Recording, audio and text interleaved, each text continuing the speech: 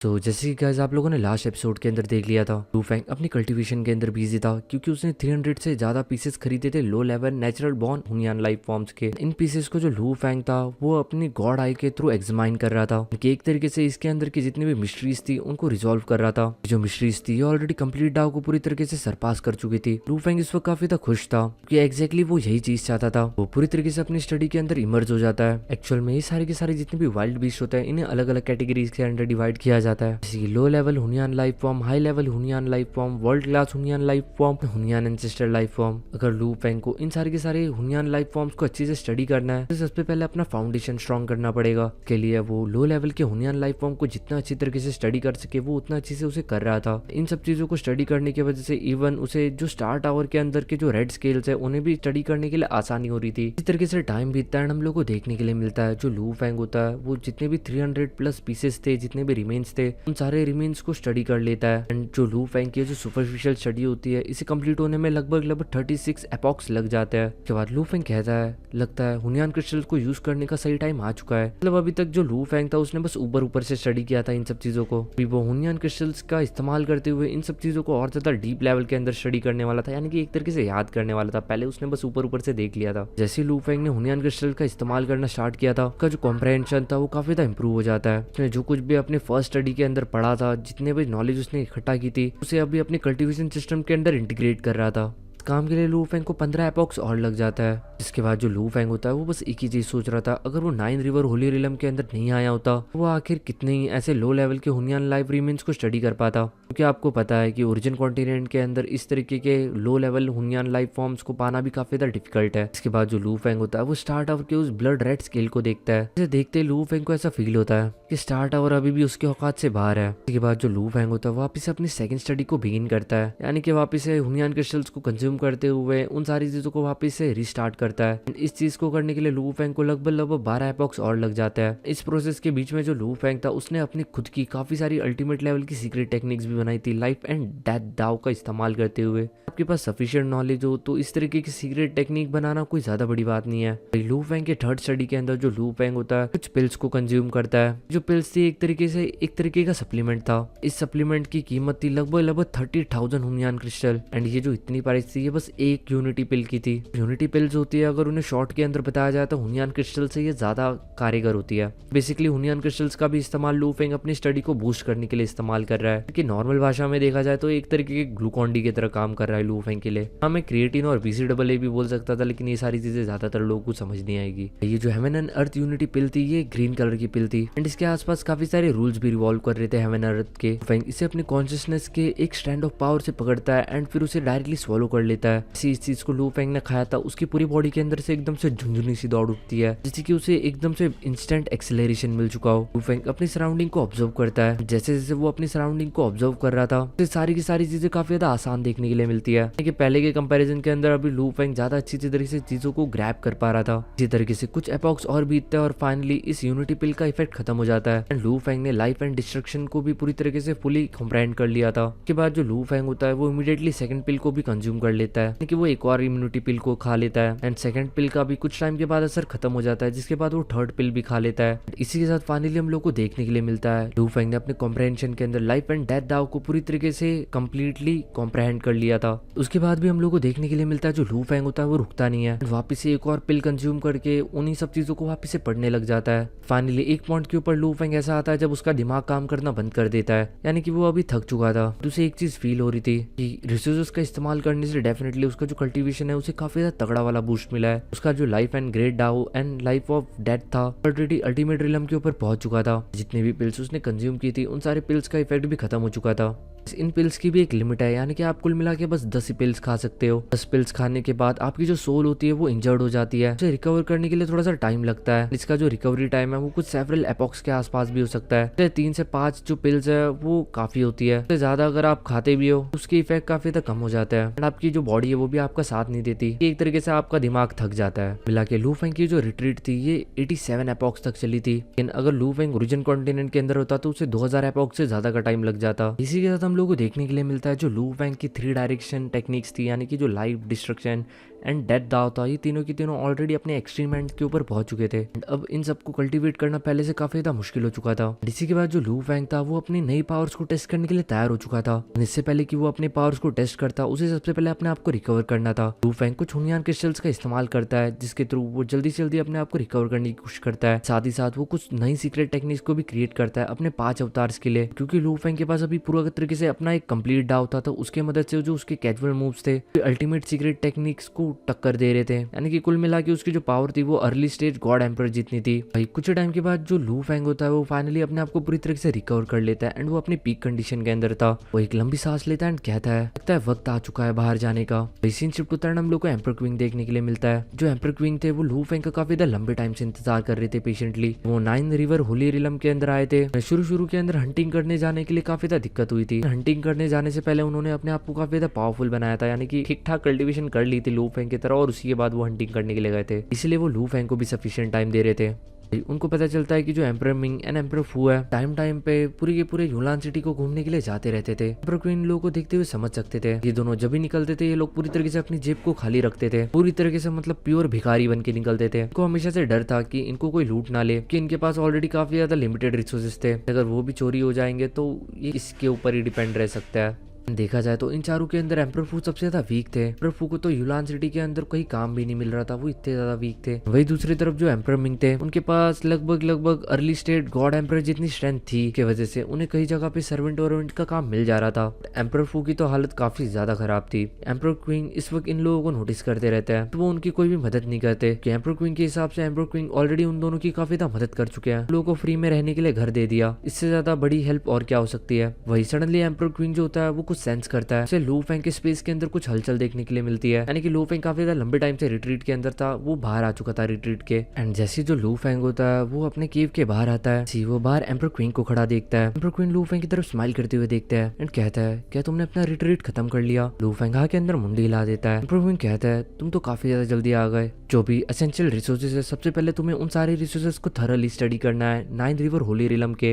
लू फैंग कहता है उसने ऑलमोस्ट ये सारी चीजों को स्टडी कर लिया है, बट उसे इस वक्त कुछ सुटेबल वेपन्स एंड ट्रेजर्स चाहिए ताकि वो हंटिंग के अंदर उसके काम आ सके। ये चीज सुन के एम्पर क्वीन खुश हो जाता है। फाइनली जो लू फैंग था वो हंटिंग के लिए पूरी तरीके से तैयार था। एम्पर क्वीन लू फैंग की तरफ देखते हैं एंड कहते हैं इधर लू फैंग, इससे पहले कि हम लोग हंटिंग के लिए जाए एक दूसरे के बारे में जानना काफी ज्यादा जरूरी है, कि एक दूसरे की स्ट्रेंथ जानना। अभी हम आपस में एक दूसरे की कमजोरियों को हाइड आउट कर सकते हैं, एक दूसरे के साथ कोऑपरेट कर सकता है। एम्पर क्वीन कहता है कि वो डाओ स्पेस को कल्टीवेट करते हैं, इसलिए उनकी जो स्पेशलिटी है वो जनरली ट्रैपिंग एंड किलिंग है स्पॉट फॉर्मेशन की मदद से। एक तरीके से जो एम्पर क्वीन है वो लॉन्ग रेंज का अटैक करता है, जैसे कि फॉर्मेशन के अंदर ट्रैप करना, अपना डोमेन क्रिएट करना, फिर दूर से उनके ऊपर अटैक करना। लू फैंग कहता है मैं क्लोज कॉम्बैट के अंदर ज्यादा स्पेशलाइज्ड हूँ, कि अपना लू फैंग थोड़ा सा रशर टाइप का बंदा है, डायरेक्टली सोलो से स्क्वाड करने के लिए निकल पड़ता है। चीज सुनने के बाद जो एम्पर क्वीन होता है वो काफी खुश हो जाता है एंड वो कहता है हमारी एबिलिटीज तो काफी बढ़िया आपस में कॉम्बिनेशन बनाएगी। लॉन्ग रेंज के अंदर तुम्हें कवर प्रोवाइड कर सकता हूँ, तुम शॉर्ट रेंज के अंदर जाके आराम से एनिमीज को खत्म कर सकते हो। लू फैंग ने लाइफ डेड डाओ की पूरी तरीके से मास्टरी कर ली थी, जो स्ट्रेंथ थी वो already early stage god emperor तक पहुंच चुकी थी। साथ ही साथ आपको पता होगा कि लू फैंग के पास 5 पावरफुल अवतार्स भी है। इन 5 अवतार्स की भी जो स्ट्रेंथ है वो काफी बढ़ चुकी है। ये जो लू फैंग के 5 अवतार्स है, इन 5 अवतार्स का अलग अलग रोल है, यानी कि किसी अवतार की फिजिकल बॉडी काफी स्ट्रॉन्ग है, कोई अवतार ऐसा है जिसकी मेंटल विल पावर काफी ज्यादा स्ट्रॉन्ग है। एक अवतार लू फैंग के पास ऐसा भी है जो कि पास्ट प्रेजेंट एंड फ्यूचर के अंदर रहता है, यानी कि जो बेसिकली टाइम को मैनिपुलेट कर सके। इसी तरीके से लू फैंग के पास कुल मिला के 5 अवतार है जो कि अलग अलग पैक्स को कवर करते हैं एंड लू फैंग इन 5 अवतार्स को बारी बारी से इस्तेमाल कर सकता है। साथ में भी इस्तेमाल कर सकता है शायद से, लेकिन उसके वजह से उसके मेंटल विल के ऊपर बहुत ज्यादा प्रेशर पड़ेगा, वो सिचुएशन के हिसाब से अपने अवतार्स को चेंज कर सकता है। लू फैंग कहता है कि उसके पास इस वक्त कोई सूटेबल वेपन नहीं है। एम्पर क्वीन लू फैंग से कहता है तो चलो फिर तुम्हारे लिए सबसे पहले एक सूटेबल वेपन देखते हैं। हनीमन एम्पर क्वीन ने लू फैंग की सीक्रेटली हेल्प करने के बारे में भी सोच लिया होता है कि अगर लू फैंग को कुछ हुनियान क्रिस्टल्स कम पड़ेंगे एम्पर क्वीन उन्हें उधार दे देंगे। कुछ टाइम के बाद जो लू फैंग एंड एम्पर क्वीन होता है वो यूलान सिटी के इनर एरिया के अंदर पहुंच जाता है, जहाँ पे वो काफी सारे शॉप्स को एक्सप्लोर करता है। फाइनली वो एक ट्रेजर शॉप के ऊपर आके रुकता है, यहाँ पे काफी सारे वेपन्स एंड ट्रेजर्स अवेलेबल थे। लू फैंग शॉप के अंदर जाता है एंड काफी सारी चीजों को देखता है, लेकिन जो लू फैंग की नजर होती है वो एक ग्लव्स के पेयर के ऊपर जाके अटक जाती है। जो ग्लव्स के पेयर थे ये ब्लैक कलर की लाइटनिंग के साथ ग्लो कर रहे थे। एक सर्वेंट लू फैंग की तरफ देख लेता है, उसके इंटरेस्ट की तरफ पॉइंट आउट करते हुए वो कहता है इनका नाम क्रिंसेंट मून डाउस early stage refined treasure gloves है, इसके अंदर लाइफ एंड डिस्ट्रक्शन दोनों की मिस्ट्रीज कंटेन है, इसके कारण ये काफी ज्यादा एक्सट्रीमली पावरफुल है। इसका ये जो नाम है क्रिंसेंट मून डाविस्ट एक पर्सन के नाम के ऊपर है, शायद से कोई टॉप एग्जिस्टेंस है डार्क होली रिलम का। इस बंदे ने लाइफ एंड डिस्ट्रक्शन पाथ को हाफ स्टेप हुनियान लेवल तक लेके गया था। डेफिनेटली लू फेंग ने इस बंदे के बारे में सुना है एंड लू फेंग इस बंदे की काफी ज्यादा रिस्पेक्ट भी करता है। एम्पर क्विंग उस सर्वेंट से कहता है इन ग्लव्स की प्राइस क्या है। सर्वेंट कहता है 1,05,000 हुनियान क्रिस्टल्स। इसी के बाद इन लोगों का भावतोल शुरू हो जाता है। काफी ज्यादा मगजमारी करने के बाद वो जो सर्वेंट होता है वो अपने मैनेजर को बुला लाता है। फिर उसके बाद ये लोग उसके मैनेजर के साथ भी मगजमारी करता है। फाइनली बहुत ज्यादा टाइम तक जिंदगी करने के बाद जो लू फेंग होता है वो इन ग्लव्स को 98,000 हुनियान क्रिस्टल्स के अंदर परचेज कर लेता है। फेंग इन ग्लव्स को लेके काफी ज्यादा खुश था। जैसे ही लू फेंग ने इस ग्लव्स के अंदर अपनी कॉन्शियसनेस डाली थी एंड इसे अपना मास्टर रिकॉग्नाइज करवाया था, उसके अंदर की मिस्ट्रीज को देख के लू फेंग काफी ज्यादा शॉक था। डेफिनेटली लू फेंग बिल्कुल भी रिग्रेट नहीं कर रहा था अपने इस डिसीजन से। लू फेंग को ये जो ग्लव्स थे काफी ज्यादा पसंद आए थे। इन ग्लव्स के साथ जो उसकी स्ट्रेंथ है वो लगभग किसी हॉल मास्टर जितनी हो चुकी थी। प्रवीण कहता है जो late stage god emperor treasures होता है वो जनरली इतने ज्यादा महंगे नहीं होते, लेकिन जो परफेक्ट गॉड एम्पर लेवल के ट्रेजर्स होते हैं उनके जो चीपेस्ट ट्रेजर होता है उनकी भी प्राइस लगभग 1 मिलियन हुनियान क्रिस्टल से ज्यादा होती है। पहले भी क्योंकि लू फेंग ने कुछ रिसोर्सेज खरीदे थे, तो कुल मिला के अभी तक जो लू फेंग है पहले 1,90,000 हुनियान क्रिस्टल्स को खर्च कर चुका था एंड अभी 98,000 हुनियान क्रिस्टल्स और खर्च करने के बाद उसके पास काफी ज्यादा कम हुनियान क्रिस्टल्स बचा है। तो आप लोग ज्यादा कंफ्यूज मत होना, लू फेंग के पास ये सारे के सारे जो हुनियान क्रिस्टल्स है वो उस चोर के पास से आए थे। लू फेंग को लूटने आया था लेकिन खुद ही लूट गया था। सीन शिफ्ट होता है हम लोग को एम्पर फू देखने के लिए मिलता है। तो एम्पर फू थे वो थोड़े से वरीड थे। एम्पर मिंग की तरफ देखते हुए कहता है एम्पर मिंग क्या आप सही में हंटिंग के लिए जाने का प्लान कर रहे हो। एम्पर मिंग कहता है कि वो युलान सिटी के अंदर काफी लंबे टाइम से घूम रहे थे। इसी के साथ उन लोगों को कुछ लोग मिल चुके हैं जो कि early stage god emperor level के ऊपर है। इन सभी लोगों ने मिलकर अपना एक ग्रुप बनाया। इतने सारे लोग अगर मिलके किसी लो लेवल के हुनियान लाइफ फॉर्म को मारे तो शायद से उनके चांसेस तो है कि वो एक वीकेस्ट लो लेवल के हुनियान लाइफ फॉर्म को मार सके। एम्पर फू चिंता करते हुए कहता है इसके अंदर तुम मर भी सकते हो। सच्ची बोलो तो ये एम्पर फू काफी फट्टू इंसान है, इसको काफी ज्यादा कमजोर है। कुल मिला के ये तो हंटिंग के लिए जा नहीं सकता, तो इसे एम्पर मिंग थोड़ा सा कंपनी दे रहा था बैठे बैठे। लेकिन अभी एम्पर मिंग भी हंटिंग के लिए जा रहा है एंड यही रीजन है कि ये जो बंदा है ये एम्पर मिंग को रोक रहा है। लेकिन वही दूसरी तरफ जो एम्पर मिंग है उसके पास अपने खुद के भी कुछ सीक्रेट ट्रम्प कार्ड्स है। एम्पर मिंग के पास कोई भी अवतार नहीं है, लेकिन उसके पास काफी सारे रिवॉर्ड्स है जो उसे अपने मेंटल व्हील एडवांसमेंट के कारण मिले थे इन्फिनाइट स्पेस ट्रेजर वोल्ट के अंदर। उन पॉइंट्स को एक्सचेंज करते हुए उसने कुछ ट्रेजर्स को एक्सचेंज किया था। कुछ ट्रेजर्स उसे यांग फैन सिस्टर ने भी दिए थे, वो डेफिनेटली बस मतलब जिंदगी और मौत वाली सिचुएशंस के अंदर इस्तेमाल करेगा। एम्पर मिंग को यहाँ पे आए हुए 100 एपॉक्स बीत चुके थे एंड इतने टाइम के अंदर वो समझ चुका था वो कब तक ऐसा बैठा रहेगा। अगर उसे आगे बढ़ना है, अगर उसे कल्टीवेशन करनी है तो उसे बाहर जाके डार्कनेस के अंदर एक्सप्लोर करना होगा। वो ज्यादा लंबे टाइम तक इस तरीके से डर के यहाँ पे नहीं रह सकता, वरना वो कभी भी आगे नहीं बढ़ पाएगा। ना उनके पास उतने हुनियान क्रिस्टल्स है कि वो हमेशा हमेशा ऐसे बैठे बैठे खाते रहे। ये बातें सुनने के बाद जो एम्पर फू होता है वो कहता है ठीक है एम्पर मिंग, अगर तुम ऑलरेडी सोच ही चुके हो जाना तो तुम जा सकते हो, लेकिन अपने टीममेट्स को काफी ज्यादा केयरफुली चूज करना। एम्पर मिंग हाँ के अंदर मुंडी हिला देता है। सीन शिफ्ट होता है हम लोग को लू फेंग देखने के लिए मिलता है। वो ट्रेजर ग्लव्स को लेके काफी ज्यादा खुश था। ट्रेजर ग्लव्स को लेते ही लू फेंग इंस्टेंटली हंटिंग के लिए नहीं जाता। वो कुछ 100 दिनों तक इन ट्रेजर ग्लव्स का इस्तेमाल करता है ताकि वो इसके थ्रू फैमिलराइज हो सके। फाइनली जब उसके 100 डेज कंप्लीट हो जाता है वो एम्पर क्वीन के साथ यूलान सिटी को छोड़ने के लिए तैयार हो जाता है। जैसे जो लू फेंग होता है वो सिटी के बाहर आता है। बाहर एक ब्लैक कलर की फ्लाइंग बोट थी जो कि एम्पर क्वीन की थी, जो दिखने में पूरी तरीके से इनविजिबल थी। नंगी आंखों से तो इसे देखा भी नहीं जा सकता। ये एम्पर क्वीन का one of the most powerful treasure है। इसकी काफी ज्यादा powerful and strong concealment capabilities है। एम्पर क्वीन कहता है हमारे कंबाइंड स्ट्रेंथ के हिसाब से जो मेन हमारे हंटिंग टारगेट्स होने चाहिए वो मेनली अर्ली स्टेज के गॉड एम्पर्स या फिर लो लेवल के हुनियान लाइफ फॉर्म होने चाहिए। जैसे देखा जाए तो हम लोग मिड स्टेज के गॉड एम्पर लेवल के लाइफ फॉर्म से भी पंगा ले सकते हैं, लेकिन उन्हें मारना थोड़ा सा मुश्किल होगा। लू फेंग कहता है लेकिन लो लेवल के हुनियान लाइफ फॉर्म्स को ढूंढना थोड़ा सा मुश्किल होगा क्योंकि ऑलरेडी इतने तक कमजोर है कि सब लोग इन्हीं लोगों को टारगेट बनाते हैं। इसके बाद एम्पर क्वीन एंड लू फेंग ये दोनों के दोनों अपने स्कैनर्स को ऑन कर देते हैं, यानी कि कुल मिला के ये दोनों के दोनों सर्च में लग जाते हैं। इसके साथ ही जो लू फेंग होता है वो अपने थर्ड आई को खोल लेता है, यानी कि अपनी गॉड आई को। गाइस ये लू फेंग की एक सीक्रेट टेक्निक है। फेंग सच्ची के अंदर ओरिजिन कॉन्टिनेंट से अपनी गॉड आई को यहाँ पे नहीं लाया, अपने स्टार टावर को एंड गॉड आई एंड बाकी सारी ट्रेजर्स को ओरिजिन कॉन्टिनेंट के अंदर ही छोड़ के आया है। मे भी ये गॉड आई सीक्रेट टेक्निक भी ना हो, इस आई का नाम कुछ बायोनिक आई ऑफ डिस्ट्रक्शन कहा जा रहा है। मेरे ख्याल से तो ये वही आंख है। जो एम्पर क्वीन होते हैं वो भी एक ट्रेजर का इस्तेमाल करते हैं आसपास के सराउंडिंग वर्ड्स को स्कैन करने के लिए। कुछ टाइम के बाद वो लोग थोड़े से डीप स्पेस के अंदर पहुंच जाते हैं। एम्पर क्विन कहता है कि वो फ्रोजन रिवर के काफी करीब है। जो फ्रोजन रिवर है ये 9 रिवर्स के अंदर एक घर माना जाता है काउंटलेस लो लेवल के हुनियान लाइफ फॉर्म के लिए, क्योंकि यहाँ पे लो लेवल के हुनियान लाइफ फॉर्म थोड़े ज्यादा क्वांटिटी के अंदर होता है। तभी जो लू फैंग होता है उसे कुछ स्पॉट होता है, उसे थोड़ी डिस्टेंस के ऊपर एक क्रीचर देखने के लिए मिलता है, क्योंकि कुछ एक बहुत बड़े से ड्रैगन जैसा लग रहा था, जिसके 3 बड़े बड़े सर थे जो कि ट्रायंगुलर शेप के थे, बड़े बड़े विंग्स भी थे। इसके अंदर से जो उसका डेड ऑरा बाहर आ रहा था, उसको जज करके आराम से लू फैंग कह सकता था कि ये एक अर्ली स्टेज का गॉड एम्पर लेवल का बीस्ट है। इस बीस्ट का नाम होता है ट्राईफेज ग्रेट विंग बीस्ट। के बाद इस बीस्ट की लोकेशन जो लू फैंग होता है वो एम्पर क्वीन के साथ शेयर कर लेता है। एम्पर क्वीन भी इस बीस्ट को ध्यान से देखता है। उसे देखने के बाद एम्पर क्वीन कहता है डेफिनेटली हम इस क्रिएचर को मार सकते हैं। अभी लू फैंग कहता है ब्रदर क्विंग, अगर आपको कोई एतराज ना हो तो मैं एक बार पहले ट्राई करूं क्या? यानी कि लू फैंग इस क्रिएचर से अकेला भिड़ना चाहता था कि वो अपनी स्ट्रेंथ को चेक कर सके। चीज सुनते ही जो एम्पर क्विंग होते हैं वो स्माइल करने लग जाते हैं एंड कहते हैं ऑलराइट, अगर तुम ऐसा कुछ करना चाहते हो तो तुम कर सकते हो, अगर तुमसे सिचुएशन हैंडल नहीं होगी तो मैं डेफिनेटली बीच के अंदर इंटरफेयर कर दूंगा। और क्विंग भी काफी एक्साइटेड थे लू फैंग को बैटल करते हुए देखने के लिए, कि वो भी देखना चाहते थे कि जो लू फैंग है वो कितना ही ज्यादा पावरफुल है, ना उसके स्टार टावर के एंड बाकी के सीक्रेट ट्रेजर्स के बिना, कि ऑलरेडी लू फैंग ओरिजिन कॉन्टिनेंट के ऊपर छोड़ के आ चुका है। रिसेंटली जो लू फैंग की बॉडी होती है वो पूरी तरीके से व्हाइट कलर के रॉब से कवर हो जाती है, यानी कि जो लू फैंग है उसने अपना टियांग गुआंग अवतार को एक्टिवेट कर लिया था। लू फैंग के पास 5 अवतार है, जिसके अंदर से वो किसी भी अवतार को किसी भी वक्त एक्टिवेट कर सकता है। जो अवतार है इसकी जो फिजिकल स्ट्रेंथ है वो काफी ज्यादा पावरफुल है। इसकी फिजिकल स्ट्रेंथ इतनी ज्यादा पावरफुल है कि आपको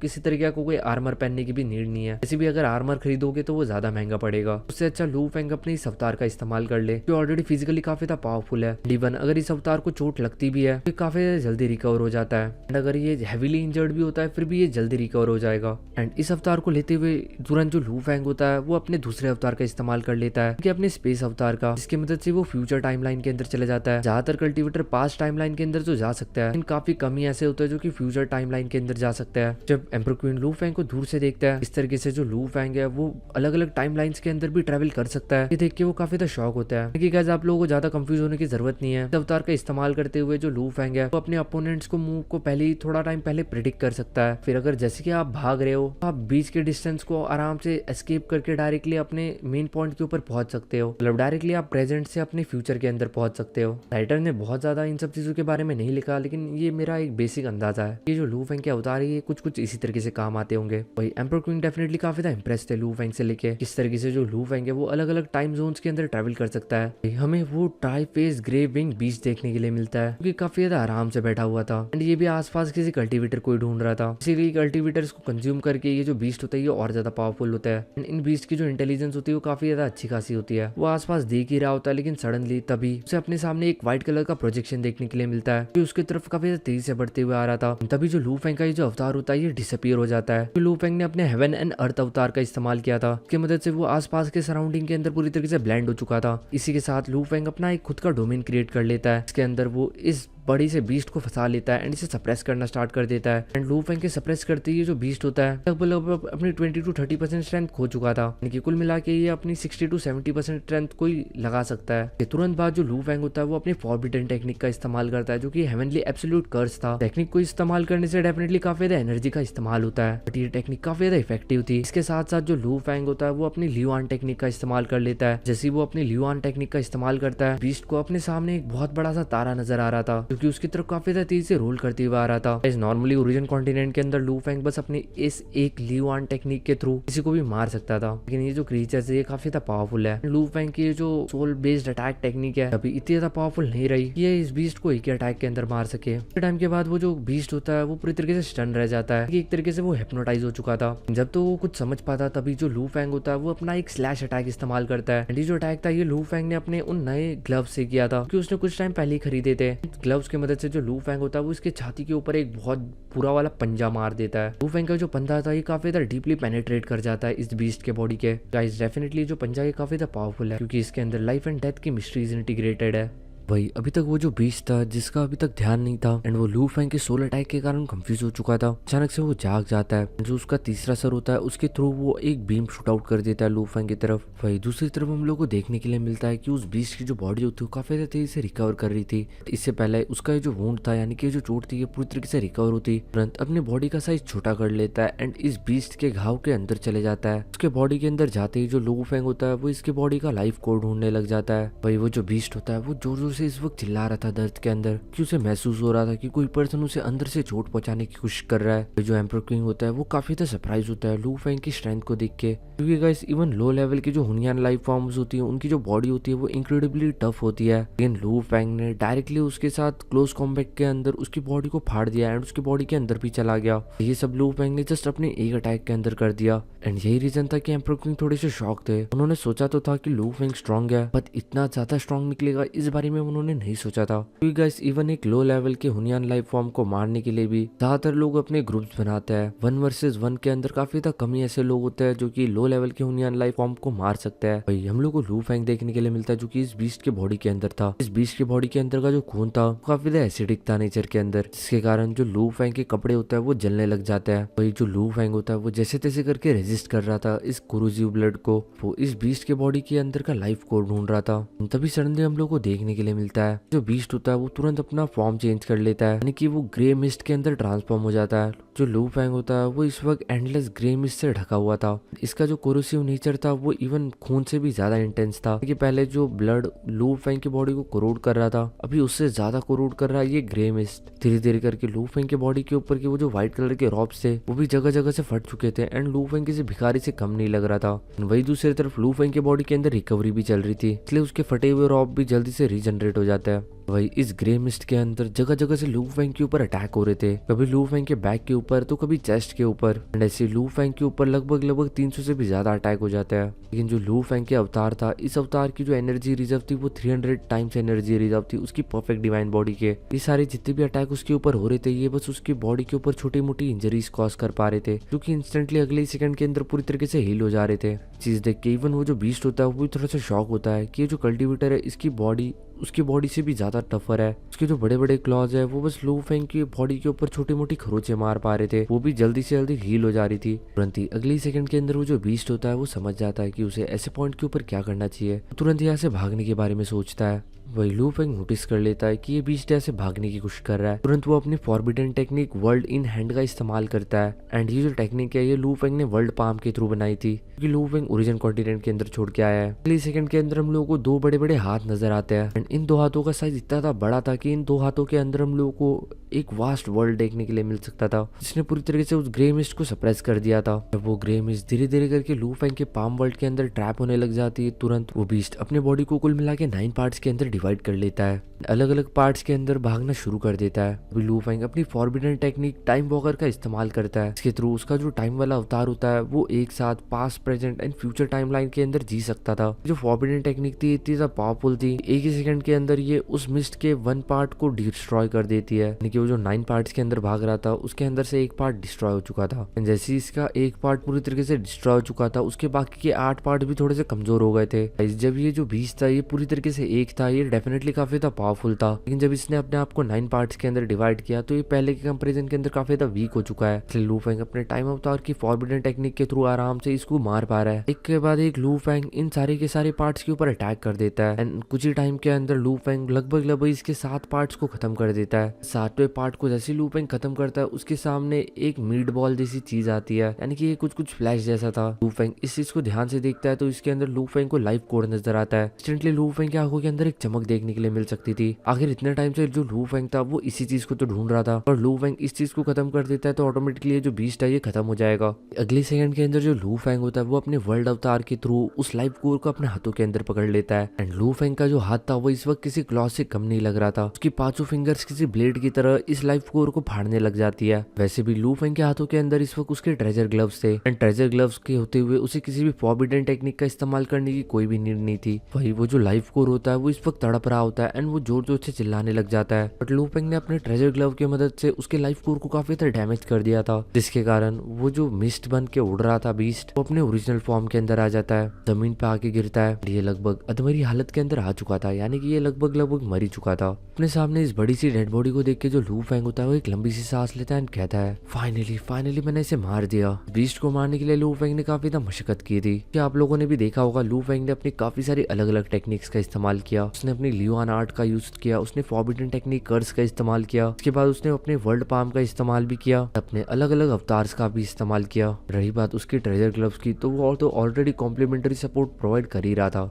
तभी इसी वक्त जो एम्पर क्विंग होता है वो लू फेंग के पास आता है। वो लू फेंग को काफी ज्यादा डिसबिलीव के साथ देख रहे थे। लू फेंग की तरफ देखते हैं, हंसते हुए कहता है, ब्रदर लू, तुम तो कमाल के हो, तुमने 1-on-1 डायरेक्ट कॉम्बैट के अंदर एक लो लेवल के हुनियान लाइफ फॉर्म को खत्म कर दिया। ये सही में काफी ज्यादा चौंकाने वाली बात है कि early stage God king level के जो पोटेंशियल होता है वो इतना ज्यादा पावरफुल नहीं होते कि वो 1-on-1 किसी भी लो लेवल के हुनियान लाइफ फॉर्म को मार सके। ऐसे लोग even early stage God king emperor के अंदर भी काफी ज्यादा कमी होता है, जिन्हें टॉप टायर के अंदर रखा जाता है। एक्चुअल में जो एम्पर क्विंग थे उन्होंने सोचा था कि जो लू फेंग की स्ट्रेंथ है वो ज्यादा से ज्यादा नॉर्मल स्टेज गॉड एम्पर जितनी होगी। ये लू फेंग के पास उसका स्टार टावर एंड बाकी के ट्रेचेस नहीं थे। अभी जो लू फेंग ने स्ट्रेंथ डिस्प्ले की थी वो ऑलरेडी काफी ज्यादा शॉकिंग थी। लू फेंग कहता है कि जो लो लेवल हुनियान लाइफ फॉर्म होता है ये अलग अलग टैलेंट के अंदर बिलोंग करता है। मैंने इस बीस्ट को मार दिया, इसका मतलब ये नहीं कि मैं हर एक लो लेवल के हुनियान लाइफ फॉर्म को मार सकता हूँ। हो सकता है कि बाकी के लो लेवल के हुनियान लाइफ फॉर्म के अगेंस्ट मैं डिसएडवांटेज के अंदर हूँ। ये चीज लू फेंग स्माइल करके कहता है। एम्पर क्विंग हंसने लग जाते हैं ये बात सुन के एंड फिर कहता है, यही रीजन है कि हम लोगों ने टीम अप करके रखा है। हम दोनों के स्किल्स के साथ कोई भी हमारे सामने नहीं टिक पाएगा। मतलब लगभग ये किसी भी लो लेवल के हुनियान लाइफ फॉर्म को तो मार ही सकता है। इसके बाद जो लू फेंग होता है वो सबसे पहले इस हुनियान लाइफ फॉर्म की डेड बॉडी को स्टोर कर लेता है। क्विंग कहता है, ये जो लो लेवल का हुनियान लाइफ फॉर्म है ये पूरा का पूरा आपका है क्योंकि इसे आपने मारा है। लू फेंग कहता है, कोई जरूरत नहीं है, तो इन लोगों ने पहले ही डील की थी कि जितने भी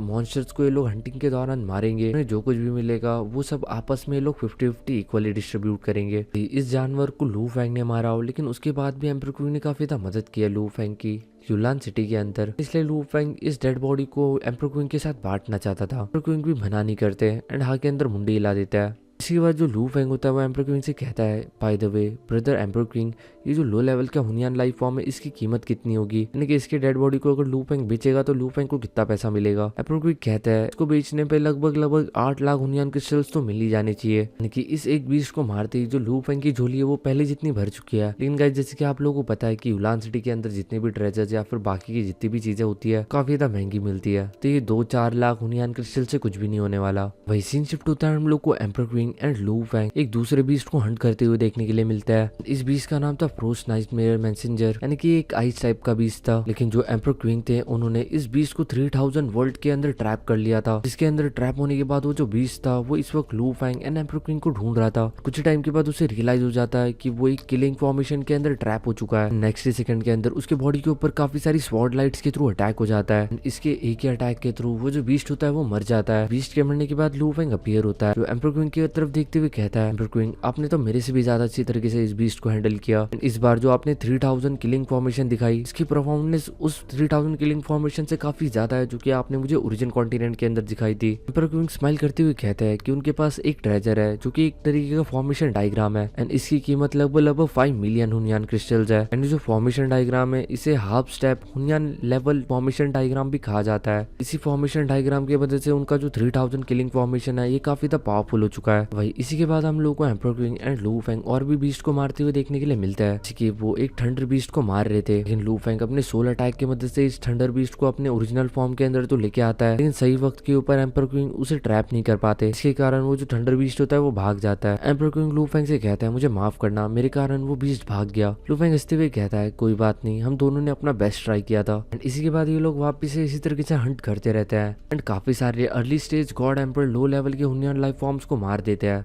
वही सीन शिफ्ट होता है हम लोगों को लू फेंग एंड एम्पर क्विंग उनके फ्लाइंग बोट के अंदर नजर आता है, जो कि वास्ट स्पेस के अंदर घूम रहे थे। अभी अचानक से उनके सामने एक कोलेसल एंटिटी आती है, यानी कि एक एलियन टाइप का फिगर जो कि किसी नेट की तरह दिख रहा था। एंड ये जो वास्ट नेट थी इसने बहुत बड़े एरिया को कवर करके रखा था। इस वक्त इनका जो फ्लाइंग बोट था वो ऑलरेडी इस नेट के अंदर एंटर कर चुका था। लू फेंग एंड एम्पर क्विंग आसपास की सराउंडिंग को काफी ज्यादा ध्यान से देख रहे थे क्योंकि उन्हें खतरा महसूस हो रहा था। अभी अचानक से एम्पर क्विंग को कुछ महसूस होता है एंड वो तुरंत अपनी फ्लाइंग बोट की स्पीड काफी ज्यादा बढ़ा देते हैं। जैसे उन्होंने अपनी फ्लाइंग बोट की स्पीड को बढ़ाया था उनके आसपास से काफी सारे इनविजिबल नेट उनके ऊपर गिरना शुरू हो जाता है। एम्पर क्विंग कहता है, ये वॉइड वीवर है, यानी कि ये कोई लो लेवल का हुनियान लाइफ फॉर्म नहीं है। कोलोसल एंटिटी लगभग लेट स्टेज के गॉड एम्पर जितनी स्ट्रेंथ रखती है, बट क्योंकि इन लोगों ने सही टाइम के ऊपर खतरे को भाप लिया था इसलिए ये लोग यहाँ से भागने में कामयाब हो जाता है। इस वक्त जो लू फेंग है वो बस लो लेवल का गॉड एम्पर है। अभी अभी उन लोगों का जो सामना हुआ था वो एक लेट स्टेज के गॉड एम्पर के साथ हुआ था, तो डेफिनेटली भागना तो इनको था ही। इसी बात ये लोग कुछ टाइम तक और अपनी सर्च को चालू रखते हैं। एम्पर क्विंग जो होता है वो अपनी फ्लाइंग बोट को वापिस से अपनी स्पेस स्टोरिंग के अंदर रख लेता है, क्योंकि उनको रियलाइज हो रहा था कि इस सिचुएशन के अंदर उनकी वो जो ब्लैक फ्लाइंग बोट है वो पूरी तरीके से यूजलेस है। जो लू फेंग होता है वो अपने टाइम अवतार का इस्तेमाल करता है एंड एम्पर क्विंग को फ्यूचर टाइमलाइन के अंदर लेके जाता है। एंड लू फेंग के टाइम अवतार के कारण वो जगह जगह के अंदर से काफी सारे खतरों से बच रहे थे, लेकिन सडनली ये लोग नोटिस करते हैं कि वो जो वॉइड वीवर एंटिटी थी जिससे कुछ ही टाइम पहले ये लोग मिले थे, इनको लग रहा था कि ये उससे भागने में कामयाब हो गए, लेकिन अभी तक उसने उनका पीछा नहीं छोड़ा था, क्योंकि वो जो वॉइड वीवर एंटिटी है उसके पास भी स्पेस एंड टाइप का कंट्रोल है, जिसके कारण वो जो वॉइड वीवर था उस एंटिटी के जो वॉइड थ्रेड थे लू फेंग के अवतार को फ्यूचर टाइमलाइन के अंदर एंश्योरेट करने लग जाता है, एक तरीके से ट्रैप करने की कोशिश कर रहे थे। लू फेंग का ये जो टाइम अवतार था इसके पास एक अल्टीमेट रिलम जितनी स्ट्रेंथ थी। अगले सेकंड के अंदर लू फेंग समझ चुका था कि वो बहुत बड़ी मुसीबत के अंदर फंस चुका है। फेंग तुरंत अपनी अलग अलग टेक्निक का इस्तेमाल करना शुरू कर देता है, जैसे कि heaven, absolute curse, primal art, लियोन टेक्निक। लू फेंग की ये टेक्निक डेफिनेटली उस वॉइड वीवर को अफेक्ट कर रही थी। ये सब इसलिए हो पा रहा था क्योंकि ऑलरेडी जो लू फेंग की सोल पावर थी वो late stage god emperor level के ऊपर जा चुकी है। वही दूसरी तरफ जो लू फेंग की बॉडी है वो बस एक लो स्टेज की गॉड एम्पर लेवल की बॉडी है। ये तो कॉमन सी बात है, जब लू फेंग मॉर्टल लेवल के ऊपर था तभी भी लू फेंग की सोल स्ट्रेंथ हमेशा उसकी बॉडी से एक्सीड कर जाती थी, क्योंकि लू फेंग ने ऑलरेडी इतने सारे अटैक कर दिए थे इस वॉइड वीवर के ऊपर। इसलिए लू फेंग को थोड़ा सा टाइम मिल जाता है एंड तुरंत अपने टाइम अवतार का इस्तेमाल करते हुए जो लू फेंग होता है वो एम्पर क्वीन को फ्यूचर टाइमलाइन के अंदर छोड़ के आता है। लेकिन वही इस वक्त लू फेंग इस वॉइड वीवर के साथ फाइट कर रहा था। लू फेंग अपने वर्ल्ड पाम टेक्निक का इस्तेमाल करता है इस बीस्ट को सप्रेस करने के लिए। इस वक्त लू फेंग के बाकी के 2 अवतार भी बाहर आ चुके थे। कुल मिला के लू फेंग के 3 अवतार मिलके इस बीस्ट के साथ फाइट कर रहे थे। गाइस अभी ये जो बीस्ट है ये सही में कोई बीस्ट है या फिर 3000 यूनिवर्स वर्ल्ड के अंदर का कोई क्रिएचर है, इस चीज में मुझे थोड़ी सी कंफ्यूजन है। वही सीन शिफ्ट होता है, हम लोग को देखने के लिए मिलता है कि लू फेंग के जो 3 अवतार थे वो उस एंटिटी के साथ काफी ज्यादा भयानक फाइट लड़ रहे थे। इस फाइट के अंदर डेफिनेटली लू फेंग बहुत बड़े डिसएडवांटेज के अंदर था, डेफिनेटली इन दोनों के बीच में जो पावर गैप था वो बहुत बड़ा था। एक टाइम ऐसा आता है कि लू फेंग को एक मौका मिल जाता है, तुरंत उसका जो वर्ल्ड अवतार होता है वो सारे के सारे ट्रेजर्स को उठा के यहाँ से दुम दबा के भाग जाता है। लेकिन इसी फाइट के अंदर जो लू फेंग के बाकी जो अवतार थे उसी फाइट के अंदर मारे गए थे। कुल मिला के लू फेंग के 3 अवतार के अंदर से 2 मारे गए एंड एक जैसे तैसे करके वहां से भाग गया। एंड लू फेंग के अवतार के मरने से वैसे तो लू फेंग को घंटा कोई फर्क नहीं पड़ा, बस बात इतनी थी कि जो लू फेंग के जो अवतार थे इन्हें बनाने के लिए भी काफी ज्यादा एनर्जी रिजर्व की जरूरत पड़ती है। एंड डेफिनेटली इस फाइट के अंदर लू फेंग ने काफी ज्यादा अपना एनर्जी रिजर्व खो दिया था। जितना एनर्जी रिजर्व लू ने खोया था इतने एनर्जी रिजर्व को वापस से लू फेंग को रिकलेक्ट करने के लिए हंड्रेड्स ऑफ एपॉक्स लग जाएंगे। वही लू फेंग आके एम्पर क्वीन से मिलता है। एम्पर क्वीन स्माइल करते हुए लू फेंग से कहता है, सही टाइम पे रिएक्ट किया, मुझे फ्यूचर टाइमलाइन के अंदर छोड़ के आए, तुम्हारा बहुत बहुत धन्यवाद। तुम्हारी इस मदद के कारण मेरा जो लाइफ सेविंग आइटम है वो भी बच गया। यानी कि एम्पर क्वीन अपने लाइफ सेविंग ट्रेजर का इस्तेमाल करने वाले थे।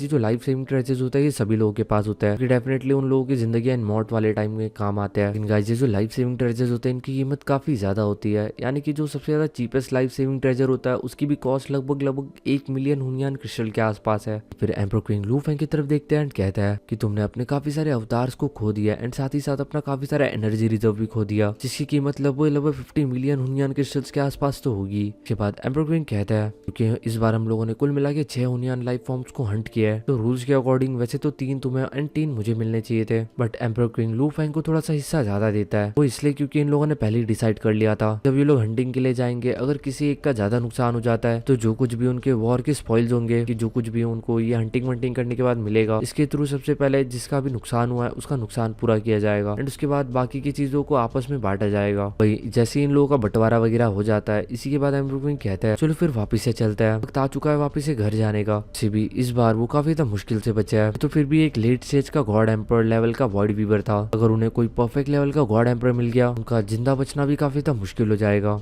इवन जो एम्पर क्वीन के पास लाइफ सेविंग ट्रेजर है वो भी उनको उस लाइफ फॉर्म से बचा पाएगा या नहीं बचा पाएगा इसकी कोई गारंटी नहीं है। वही सीन शिफ्ट होता है, हम लोग को लू फेंग का एक दूसरा अवतार यूलान सिटी के अंदर देखने के लिए मिल सकता था, जिसके पास ठीक ठाक एनर्जी रिजर्व था क्योंकि लू फेंग यहाँ पे फाइट कर रहा था, जिसके कारण डेफिनेटली उसने ब्रेक थ्रू किया था इनफिनाइट स्पेस के अंदर, जिसके कारण लू फेंग को कुछ पॉइंट्स मिले थे। इन पॉइंट्स के थ्रू लू फेंग कुछ चीजों को एक्सचेंज कर लेता है infinite space treasure would say. दूसरी तरफ वापिस हम लोगों को दूसरा वाला लू फेंग देखने के लिए मिलता है जो कि एम्पर क्वीन के साथ था। इस वक्त यूलान सिटी की तरफ वापस से लौट रहे थे। वही रास्ते के अंदर इन्हें काफी सारे ऐसे कल्टीवेटर्स देखने के लिए मिलता है क्योंकि इनको लूटने की कोशिश करता है। लेकिन टाइम के ऊपर जो एम्पर क्विंग थे अपने फ्लाइंग बोट की स्पीड काफी ज्यादा बढ़ा देते थे। जैसे तैसे करके वो लोग यूलान सिटी के अंदर पहुंच ही जाता है। एंड यहीं पे इसी जगह पे ये चैप्टर खत्म हो जाता है। होप करता हूँ कि आपको ये चैप्टर पसंद आया होगा। गाइस इसके बाद वाला जो एपिसोड है वो 5 दिन के बाद आने वाला था, लेकिन ऑलरेडी 3 दिन हो चुके हैं, तो शायद से और 2 दिन के बाद आ ही जाएगा। गाइस कमेंट सेक्शन के अंदर कमेंट्स करते रहा करो वीडियो के लिए। वो क्या है ना, आप लोग कमेंट्स नहीं करते तो मेरे को ऐसा लगता है कि कोई देखने वाला बचा ही नहीं है, फिर मेरा वीडियो बनाने का मन नहीं करता। तो इसलिए लाइक, सब्सक्राइब एंड कमेंट करना मत भूलना। तो मिलते हैं नेक्स्ट एपिसोड के अंदर, तब तक के लिए बाय बाय।